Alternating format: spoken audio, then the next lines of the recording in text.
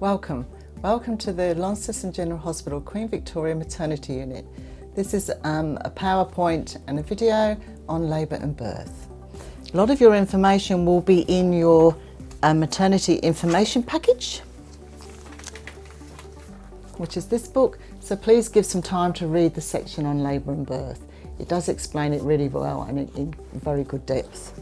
But I'm just going to give you a little bit of a snippet of some extra information that I can share with you.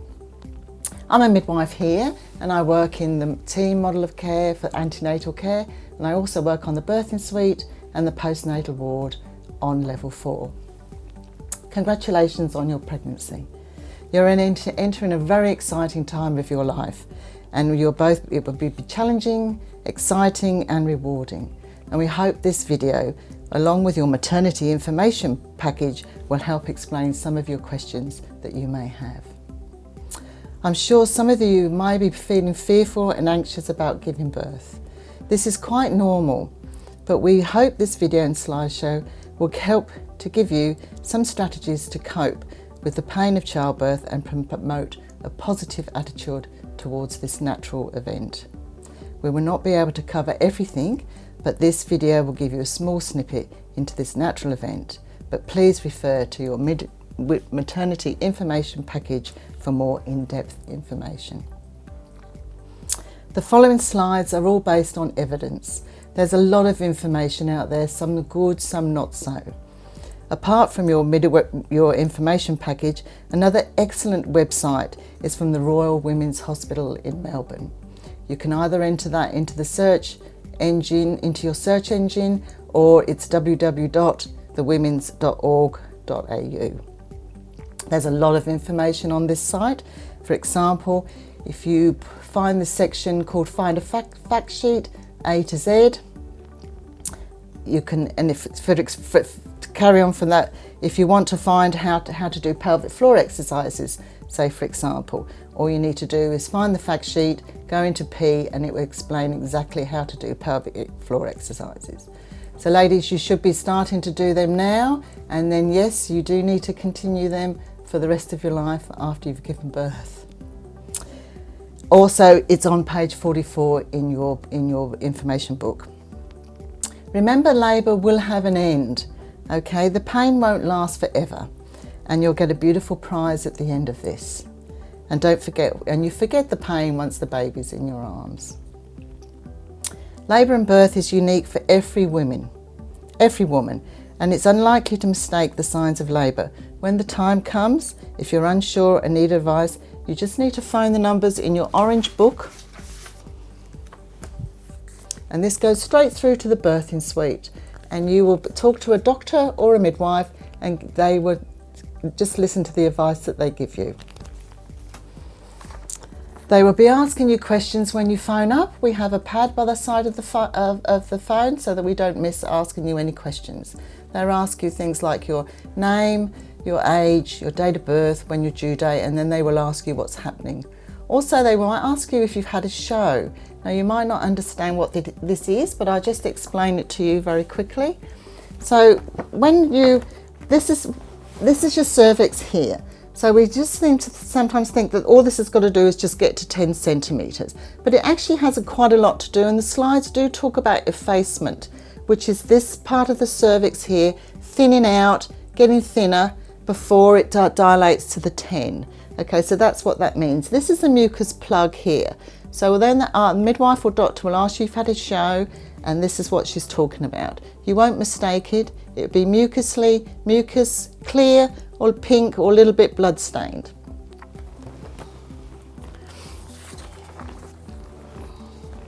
So we don't mind that if you phone us every 10 minutes. We rather you phone us and listen to our advice and be at home and be stressing and worried about what to do. If your waters break, then it's a really good idea. You must phone us and put on a pad so that we can have a look at that when you come into hospital.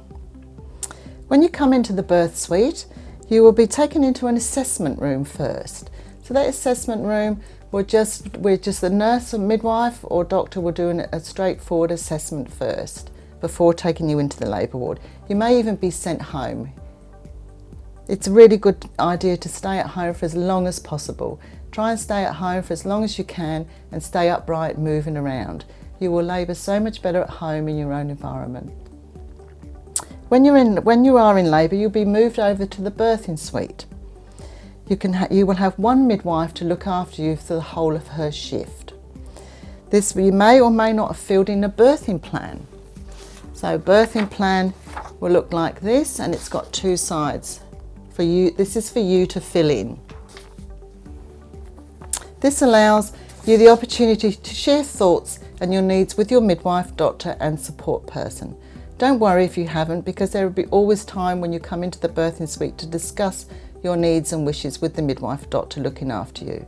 Remember, things don't always go to plan, so you need to be flexible with your options.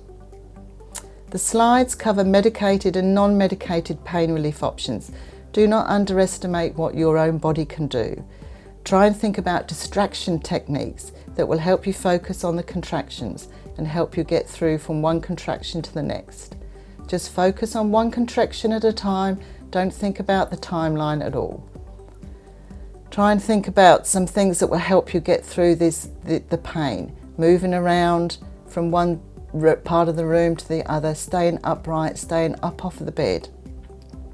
One thing that is not discussed on the slides, but it is discussed in the book, is the use of a TENS machine.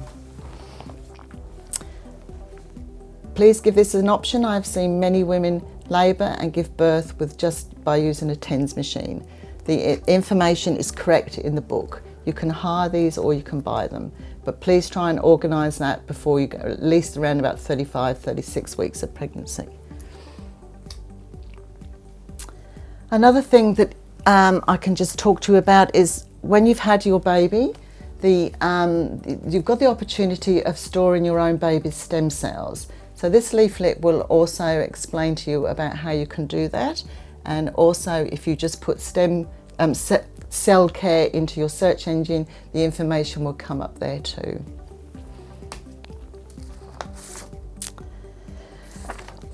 Also, it's a very good idea to start preparing for birth now, okay? Birth and labour. You will be running a marathon on the day, and if you were running a marathon, you wouldn't just start until the night before and then just start practicing. So you need to start doing some things now to get your baby into a good position. You need to start trying reducing the amount of time that you're laying back on the recliner, and try and get yourself a fit ball if you haven't got a fit ball. Sitting on a fit ball is a really good position to opening up your pelvis and getting your baby into a good position. You need to do some forward movements, lots of forward movements. Remember, there's no right or wrong way to labour and give birth. It's what is right for you. Your midwife will be there to support and guide you. I wish your family all the best for a healthy future. My labour pledge to you. I will work hard, try my best, focus on my baby, share my wishes, move my body, give myself a break, do what I need to do, and be present in this most amazing life-changing experiences. Thank you.